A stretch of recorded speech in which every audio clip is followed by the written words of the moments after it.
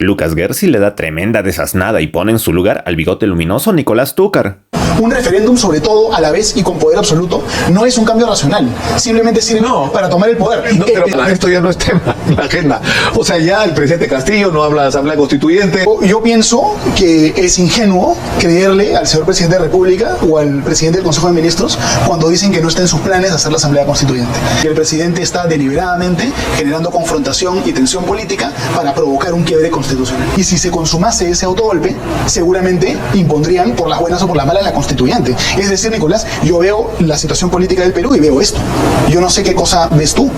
Obviamente lo que ve Nicolás Túcar es lo que le conviene a su bolsillo y no la situación real del país, pero es gracioso como alguien que sabe del tema literalmente lo desasna y le explica por qué es que no se debe llevar a cabo una asamblea constituyente, y aunque Túcar hace hasta lo imposible por defender a Castillo y sus intereses, obviamente se queda sin argumentos, y en este video veremos un muy completo resumen de esta interesante y tensa entrevista. ¡Comencemos!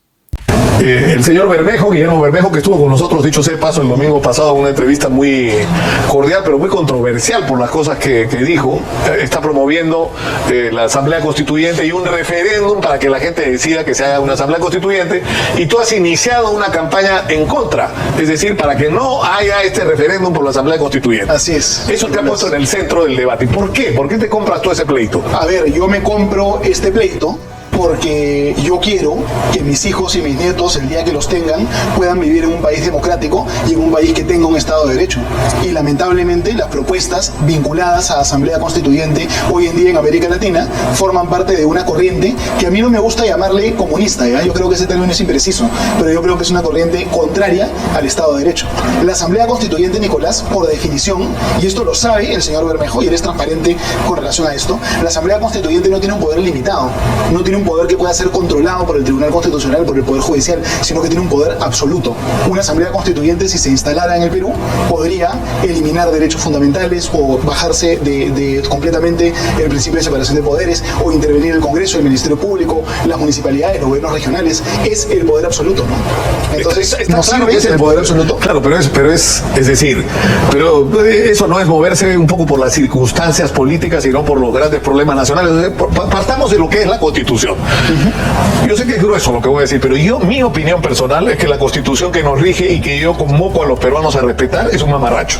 Ok. Sinceramente, o sea, le han hecho no sé cuántas modificaciones, pero además Sí, más de 40 modificaciones en la democracia, ¿no? Pero por supuesto, pero ¿cuál es el problema? Es el origen de esa Constitución. Es decir, fue redactada por 80 personas elegidas en un contexto en que el señor Fujimori tenía el control de todo en el Perú, incluyendo las autoridades electorales, que fue además ratificada en un referéndum, donde fíjate tú, Lucas, las cifras que te los he dado antes, 30% no fue a votar a ese referéndum, 30% votó en contra, 6% votó nulo, blanco o viciado, y solo 33% votó a favor. Y hubieron denuncias de fraude, además, que se discutido por mucho tiempo. Por supuesto, ¿no? pero Claro que sí. encima no fueron Acción Popular y el APRA porque consideraban que no había garantías. Bueno, y el Fredemo también en su oportunidad no lo apoyó, etcétera, ¿no? Todas esas son situaciones de la historia que nosotros las reconocemos, Nicolás. Y yo no estoy acá para defender el origen de la Constitución de 1993, y aunque te parezca raro, tampoco estoy en esta oportunidad defendiendo el contenido de la Constitución de 1993. El origen, muy probablemente, tiene vicios, tiene déficits de origen. Espurio, como diría tu viejo. Me parece espurio es un término de repente muy fuerte, pero es claro que hay déficits de origen en la Constitución por las razones que tú has mencionado. Pero el origen no es el único criterio sobre la base del cual medimos las cosas. La Constitución, con sus virtudes y sus defectos, que tiene de los dos, ha sido modificada un montón de veces. Tendrá partes que funcionan mejor, partes que no funcionan tan bien, ¿no es cierto? Y ha estado vigente esta Constitución en uno de los periodos democráticos más largos que ha tenido la República del Perú, y además en un periodo de incuestionable prosperidad, ¿no es cierto? Entonces la Constitución tendrá partes que están bien, tendrá partes que están mal. Pero el poder absoluto, el espacio de poder absoluto, no es un espacio idóneo para que se prueben las mejoras que requiere el Perú. Pero es un espacio idóneo para el abuso del poder, para que regresen las cosas negativas de los años 90. Miren, Nicolás, si hemos aprendido las lecciones de los años 90, la lección es que la reelección presidencial es mala, que el control del poder ejecutivo sobre los demás poderes es negativo, que el control del gobierno sobre los medios de comunicación es negativo. Si hay asamblea constituyente, todas esas cosas podrían regresar, ¿no es cierto? ¿Por qué? Porque es el poder absoluto, pues, Nicolás. ¿Pero por qué? Para eso, Guillermo, mira, el otro día que le pregunté, ni siquiera defiende esas cosas, porque Guillermo Bermejo también se está como, digamos, poniendo en sintonía con el país real con el que se ha encontrado. Eso no lo aceptarían los peruanos. Los peruanos no quieren retroceder, pero no sería, digamos, razonable tener no creo que sea el momento, y creo, y tú debes estar de acuerdo conmigo, que esa constitución tiene que ser cambiada, porque así como está, es decir, eso es que Nicolás, de la permanente incapacidad moral. ¿Qué cosa bueno, pueden haber un montón de cambios, y yo no soy una persona conservadora, yo te lo he dicho un montón de veces. Yo estoy a favor de hacer cambios bastante radicales en la Constitución. Yo estoy seguro que si el día que estemos contigo, Guillermo Bermejo y yo, y debatamos artículo por artículo acerca de la Constitución, yo voy a estar a favor de cambiar más cosas que él, ¿ya? Yo soy una persona revolucionaria, pero el cambio no puede ser un cambio que genere poder absoluto, y tampoco puede ser el cambio desordenado de todo al mismo tiempo a la vez. ¿Por qué? Porque el cambio total se presta a la demagogia, se presta al populismo. Quiero cambiar todo a la vez. Un referéndum sobre todo es lo mismo que un referéndum sobre nada, y para colmo con poder absoluto. Quien pide constituyente no le importa mejorar el marco constitucional, sino que es pura voluntad de poder. Pero saca a lo mago, pero saca por un momento, salvo el poder todo es ilusión. Eso es lo que busca los defensores de la Asamblea. Pero saca, Lucas, por un momento del escenario a Guillermo Bermejo, o a las posturas ultras, o a lo que fue la Asamblea Constituyente de Venezuela. Imaginemos esa situación. No sería ideal que el Perú tenga un espacio de encuentro donde los peruanos representados adecuadamente discutamos cuáles son los parámetros que van a regir nuestras vidas, y cuáles son los objetivos que tenemos en común. Hagamos una reflexión hipotética, yo creo que es interesante, Nicolás. Imaginemos que Keiko Fujimori hubiese ganado las elecciones y Keiko Fujimori hubiese llamado a ella a una asamblea constituyente. Nicolás Lucar hubiese estado a favor o en contra de esa propuesta. No, yo creo que tiene que haber un proceso de discusión sobre todos los cambios que debería culminar al final en una asamblea constituyente. Correcto. Eso es lo que yo creo. Yo no creo que sea el momento. Lucas Gersi, yo estaría en contra de la eventual asamblea constituyente de Keiko Fujimori, porque mi oposición a la asamblea constituyente no es únicamente o principalmente una oposición a las personas que están proponiendo esta idea en este momento, sino que es una oposición al método.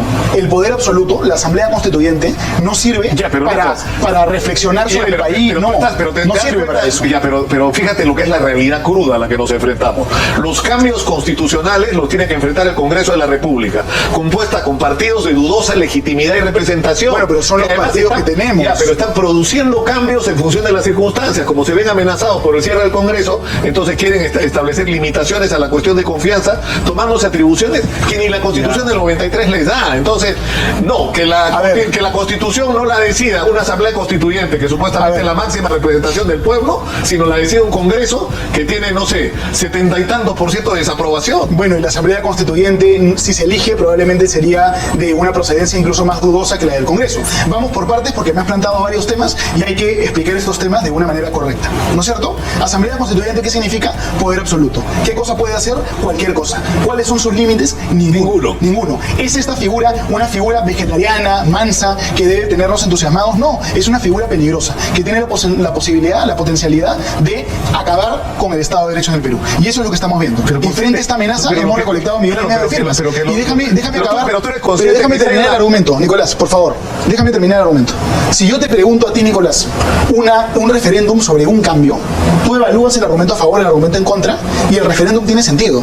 Un referéndum sobre todo a la vez y con poder absoluto no es un cambio racional. Simplemente sirve para tomar el poder. Especialmente si se toma en cuenta. Y con esto acabo y pasamos a otro tema. Con esto acabo y pasamos a otro tema. Especialmente si se toma en cuenta que los defensores de la Asamblea Constituyente en el Perú actualmente quieren relativizar el principio de un ciudadano, un voto, y poner un montón de constituyentes no electos sino designados. No, eso es inaceptable. Pero eso es lo que está proponiendo el presidente Castillo. Pero eso, lo ha propuesto. Pero eso no va y el a pasar. señor Bermejo también lo ha defendido. Y Zaira Arias también lo ha defendido. No es la propuesta de ellos. Entonces nosotros estamos refutando esta propuesta antidemocrática. Le quieren dar poder absoluto a una asamblea semidemocrática electa según un método fascista. ¿No es cierto? El mismo método de la Italia de Mussolini, de la Italia de Franco. Claro, pero las cosas no tienen que ser así. Es decir, el año 78, 79 hubo en el Perú una asamblea constituyente a la que, dicho sea de paso, hay que recordar, Acción Popular tampoco quiso ir, porque Acción Popular lo que decía, y por eso ganaron la presidencia posiblemente. Claro, Acción Popular lo que decía, un momentito, acá había una dictadura militar, la dictadura militar se puede ir. Y ahorita, y nosotros, los ciudadanos representados democráticamente, decidiremos Hablemos. En ese sentido, No, entonces, en ese momento tenía un poco más de sentido la Asamblea Constituyente, porque era una Asamblea Constituyente que iba a sacar al Perú de una dictadura. Cuando un país tiene que salir de la dictadura, cuando un país sale de una guerra civil, o cuando un país recién se crea, tiene sentido la Constituyente porque estás de verdad reconstruyendo un país. El Perú tiene un montón de defectos, un montón de problemas, pero no es un país que requiera ser refundado en este momento. Y quien habla de refundar el país en este momento está haciendo publicismo barato, un argumento barato, porque el Perú tiene en este momento instituciones que más o menos funcionan.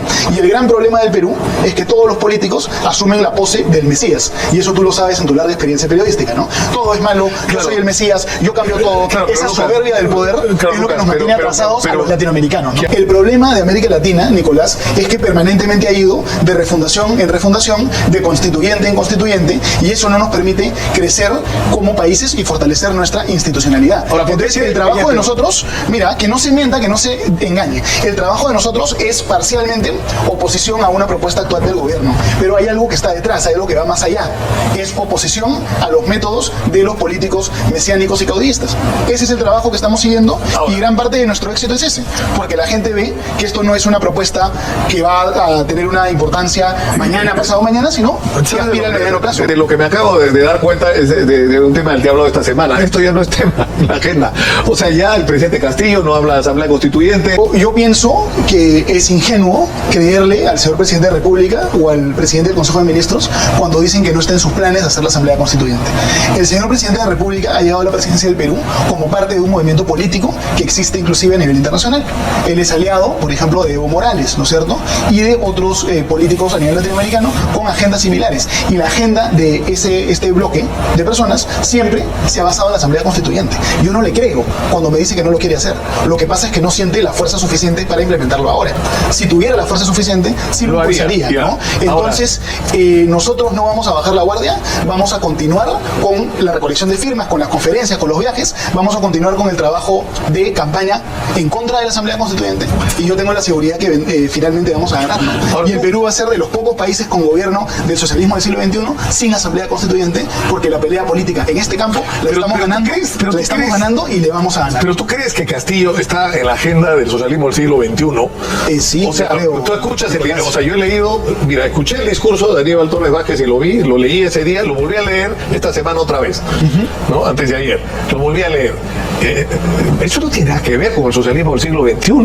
O sea, pues es un programa de centro, digamos, y de izquierda le queda poco, ¿no? Esa es que propuesta. O sea, uno no evalúa en la vida, uno no evalúa a la gente de acuerdo a las cosas que dicen, sino de acuerdo a las cosas que hacen y de acuerdo al panorama general. El gobierno está llevando a cabo una campaña bastante despiadada y bastante efectiva para desprestigiar al Congreso y para cerrar al Congreso.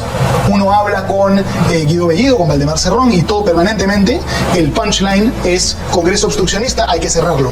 Vamos a movilizar a la población a cerrar el Congreso. El mismo discurso totalmente demagógico, antiinstitucional que tuvo Alberto Fujimori y que tuvo Martín Vizcarra, ¿no? Es decir, el Fujimorismo, ¿quién es el verdadero heredero del Fujimorismo? No es Keiko, es Vizcarra. Vizcarra fue Fujimori II, ¿no? ¿Y quién es el heredero del Fujimorismo de Vizcarra? El actual gobierno, con este odio antidemocrático al Congreso. Entonces, evidentemente, aquí está la intencionalidad de dar una especie de autogolpe. Y si se consumase ese autogolpe, seguramente impondrían por las buenas o por las malas la constituyente. Es decir, Nicolás, yo veo la situación política del Perú y veo esto. Yo no sé qué cosa ves tú, ¿no? El problema, Lucas, es que el Congreso ha hecho de lo suyo. El Congreso, ¿a ti te parece defendible un Congreso donde su presidenta, casi desde el día que se instaló el gobierno, con el gesto hacia Francisco Sagasti y con lo que ha sido la orientación, ha sido un Congreso preocupado por la vacancia y por buscar la manera de que el gobierno... Yo sí pienso que es muy razonable lo que está haciendo el Congreso, porque está enfrentando a un gobierno que tiene prácticamente desde el día 1 una intención autogolpista y una intención de llevar a cabo una dictadura en el Perú.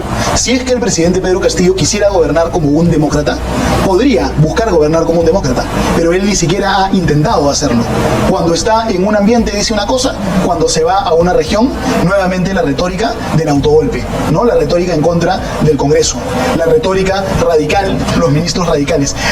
¿Por qué no nombrar un gabinete con gente conciliadora, con gente que pueda crear un gobierno de unidad nacional, un gabinete multipartidario? Ni siquiera lo han intentado hacer, Nicolás. Digamos, la visión que tú tienes de las cosas yo no la comparto porque no se basa en la realidad. Mira, o sea, ¿tú crees que tiene que ser vacado Castillo? Yo sí estoy de acuerdo con que él deje la presidencia de la República, salvo que haya un cambio absolutamente radical en su política de gobierno, y no veo que ese cambio exista, ¿no? Si yo fuera congresista de la República, sí estaría respaldando. O sea, tú estarías votando por la vacancia presidencial. Yo sí hubiera firmado la moción de vacancia, no porque me guste, no porque me produzca alegría que el presidente sea vacado, sino porque veo que la situación es insostenible y que el presidente está deliberadamente generando confrontación y tensión política para provocar un quiebre constitucional. Exactamente eso es lo que busca Pedro Castillo, porque ya vio que por las buenas obviamente no va a poder, y de una u otra forma que lo intente, como sea tenemos que impedir que se salga con la suya. Y es muy gracioso cómo Túcar trata de hacerse el ingenuo, y según él cree en la palabra del profe Castillo, pero lo único que logra con todo ese teatro es quedar en ridículo. ¿Y ustedes qué piensan de todo lo visto en el video? ¿Creen que Lúcar todavía tiene algo de dignidad y vergüenza? ¿Y qué piensan de todo lo que dijo Lucas Gersi? Los estaré leyendo en los comentarios. Y si les gustó el video, por favor suscríbanse a este canal y activen la campana de notificaciones. Muchas gracias de antemano. Ahora sí me despido y hasta la próxima.